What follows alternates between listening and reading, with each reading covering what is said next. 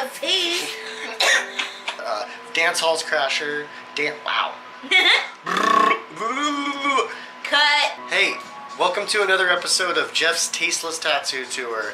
I do have to apologize ahead of time because if you guys tuned in to my first two, on the second one I specifically said that you'd see the next episode next week. Well, it was more like next year.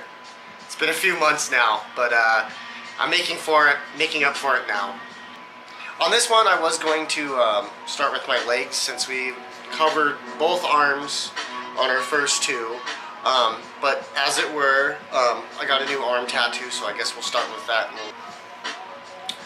Alright, so the most recent one that I've gotten was my Sega tattoo, done by William Crook, who has done over half my tattoos already. I gave him credit on a lot of arm tattoos as it is, but thank you. Yeah, I got this as a Christmas present actually on Christmas Day. Ended up kind of skipping out on the family and doing my own thing. Well, what can I say? I've had a childhood love for fucking Sega. I mean, it has been my thing from the beginning. You know, I've always loved Nintendo and PlayStation, Xbox, and all that stuff. But something about Sega has just really stuck with me. And currently, I own 4 different Sega consoles and all that good jazz. So yeah, it was a very nice Christmas Day present, especially for free 50. All right, well, moving on. This is the first portion of this that's going to be about my leg ink. I guess we'll start from the beginning. As I told you, William Crook did a lot of my ink, a lot of my tattoos. His first one that he ever did on me was a crass tattoo, and I mean, man, you're talking 7-8 years ago. I think I was about 22 years old, something to that effect, and I think it was like his 3rd tattoo ever, and his first tattoo on me, and I'm like, all right, yeah, I'll trust you on that. You know, I've always had an affinity for crass, being, you know, an old punk rocker and all that deal, and it's not his best work. I can tell you that right now. But it was a lot of fun, and it's a tattoo that I don't want to change because it was just one of my first ones, and it means a lot to me. Alright, next up on my calf here, used to stay at my buddy's house, again, probably about 7-8 years ago, and we had a neighbor next door that he's like, hey man, I'm doing tattoos for free. I'm trying to, you know, test my ability. I'm trying to do better stuff, more detailed stuff. So we did a little silhouette of the Boondock Saints, you know, with the double gun thing on the back. Absolutely free. One of my favorite movies of all time. So my next one is also done by William Crook. We decided to do an Aquabats tattoo, a little homage with a little Aquabat guy, and another earlier tattoo, so I think it came out pretty well for what it is. I saw my first Aquabat show back in the early 2000s when they still had like a big full band, when the Bash on Ash was still around, and you know, that was always a big part of my teen years. And it's kind of crazy to go to Aquabat shows now because like everybody my age, you know, I'm 31. When we were there, we were just, you know, teenagers and stuff, and you know, a lot of us have had kids and stuff, and now it's like us taking our kids to these shows, and man, the Aquabats have a really cool show. They really involve the kids. They let the kids crowd surf. They bring them up on stage, and it's just a really cool thing. You know, they've come a long way for sure. So my next one is my Rude Boy old school ska tattoo. I keep talking about William Crook, who's done a lot of my ink, but a lot of people don't know that his brother was quite the tattoo artist, and it is a pain in the ass to try to try and get him to tattoo you, you know. But he did this rude boy, and it's flawless. I mean, he really grinded on it. He spent a lot of time on it, but it's one of the darkest tattoos I still have. I mean, it's still just. How long did it take? Like 3 hours, and this should have taken no longer than an hour, and he just kind of drilled and drilled until that shit fucking stuck. And I'm impressed by it. I mean, it still looks fucking amazing till this day.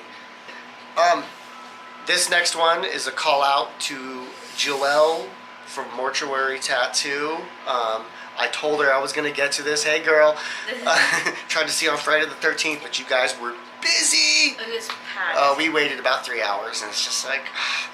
I'd much rather be home drinking a beer and getting a better tattoo from you next time. Yeah, exactly. So we'll plan that sometime soon. But I think the reason that she wanted this call out on this one is because God, about 5 years ago, she had a Christmas special list with all these you know, like Christmassy type idea tattoos, and some of them were pretty out there.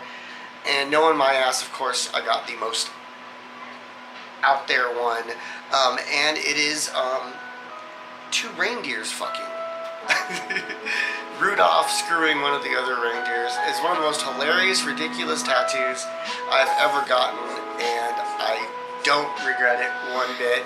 It's one of the tattoos he gets the most compliments or comments on. Everyone loves it. Everyone thinks it's hilarious. Just like, it's just one of those ones I'll be standing in line and somebody's like, dude, you got reindeers like fucking on your leg? And I'm like, yes I do.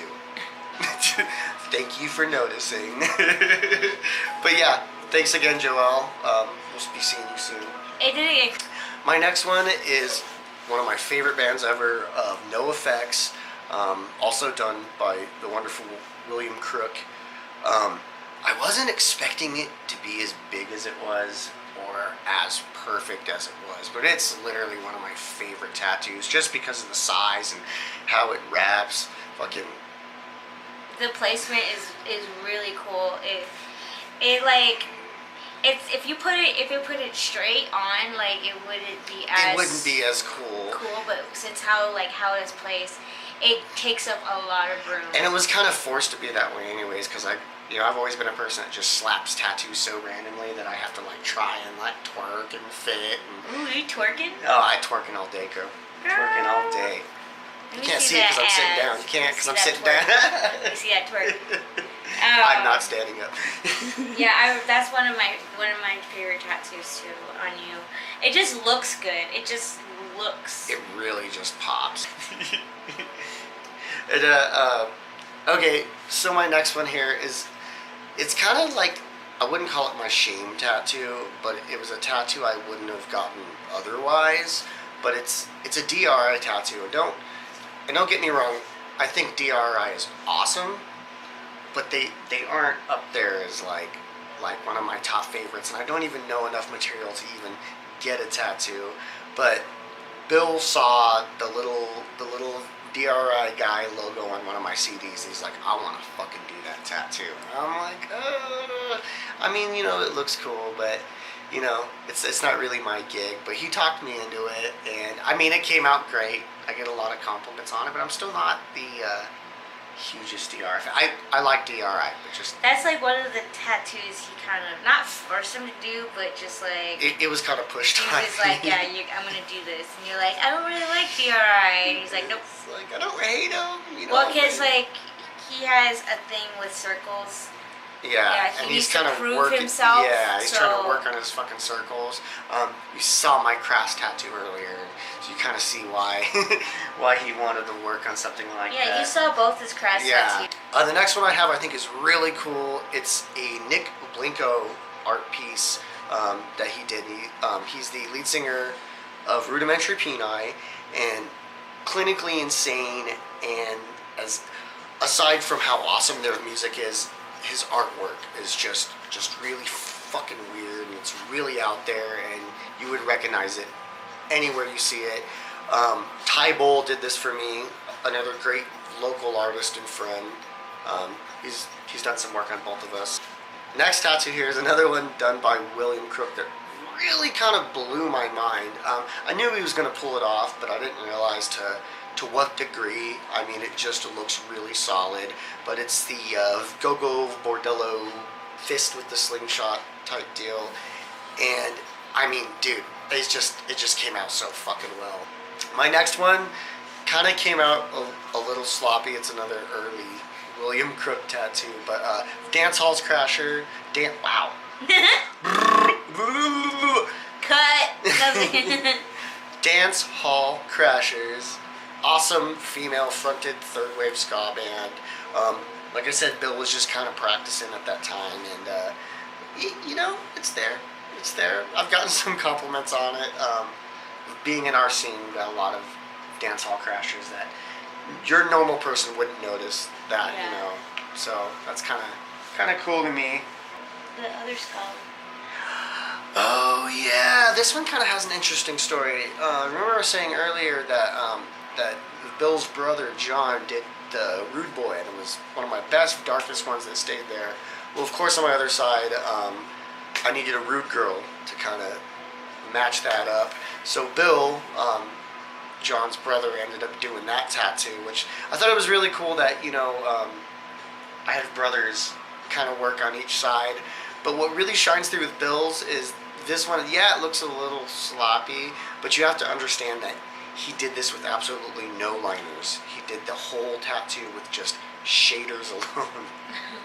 Which is like, most people would be like, well, why would you even try that? But being how we were, I'm like, go ahead, man, fucking try it out. And he's like, all right, I'm gonna try this. I'm gonna get this down. I'm gonna do this, you know what I mean? You're not me. That's how Bill talks. It's not how he talks, but sometimes, you know. Is that it?